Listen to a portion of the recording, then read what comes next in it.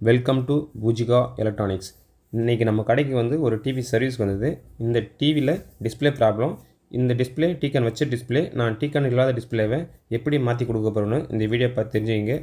புதுசாக பழகிறீங்கன்னா ஒரு யூஸ்ஃபுல்லான வீடியோ இருக்கும். வாங்க வீடியோக்குள்ளே போகலாம். ஃபஸ்ட்டு இந்த டிவியில் பார்த்தீங்கன்னா டிஸ்பிளே வீணாக போயிருந்து. இந்த டிஸ்பிளே பார்த்தீங்கன்னா ஒரு எஸ்டி பேனல் போட்டிருந்தாங்க. எஸ்டி பேனல்னால் டைரெக்டாக வந்து மதர் போர்ட்லேருந்து டைரெக்டாக எல்விடிஎஸ் கேபிள் மூலிமா லைன் கொடுத்துருந்தாங்க. இதுதான் அந்த டிஸ்பிளே. இந்த டிஸ்பிளே பார்த்தீங்கன்னா மதர் போர்டில் டைரெக்டாக இந்த கேபிள் மூலிமா தான் படம் இது வரைக்கும் தெரிஞ்சிருந்து. இப்போ நாம் என்ன பண்ண போகிறோன்னா ஒரு பிஓஐ பேனல் தான் இந்த டிவியில் போட போகிறோம். இந்த டிஸ்பிளேக்கு பார்த்தீங்கன்னா டீக்கான் இருக்காது. அதனால் மதர் போர்ட்லேருந்து டீக்கானை வச்சு இந்த டிஸ்பிளேக்கு லைன் கொடுக்க போகிறேன். அதுக்கு முன்னாடி இது வந்து ஒரு பிரேம்லெஸ் டிவி. இந்த டிவியில் பார்த்தீங்கன்னா ஃபஸ்ட்டு டேப் ஒரு டிஸ்பிளே மாற்றும் போது கீழ்ப்பக்கம் டேப் ஓடணும். அதுக்கப்புறம் சைடு சுற்றியும் டேப் போட்டுட்டு தான் அதுக்கப்புறம் சேஃப்டியாக மேலே வந்து டேப் அடிக்கணும். இது ஏன்னா டிவி வந்து நம்ம எடுத்துகிட்டு போகும்போது இந்த டிஸ்பிளே தனியாக கழண்டு விழுந்துடும். அதுக்காக நம்ம சாதா டிவியில் மாதிரி தனியாக பிரேம் இருக்காது போட்டு லாக் பண்ணுறதுக்கு.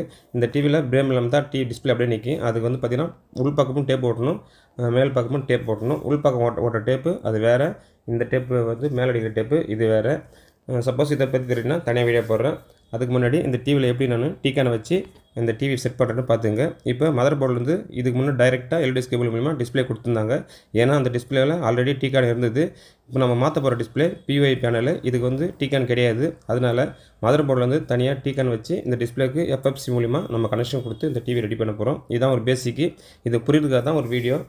இப்போ இந்த டிவியில் நான் போர்டை செட் பண்ணிட்டேன். அதுக்கப்புறம் இந்த எல்டிஎஸ் கேபிளை இங்கே மாட்டிட்டு அதுக்கு அடுத்தது பார்த்திங்கன்னா டீக்கானுக்கு தனியாக ஒரு கேபிள் போட்டுடணும். இந்த கேபிள் எடுத்துகிட்டு வேறு கேபிள் தனியாக போட போகிறேன்.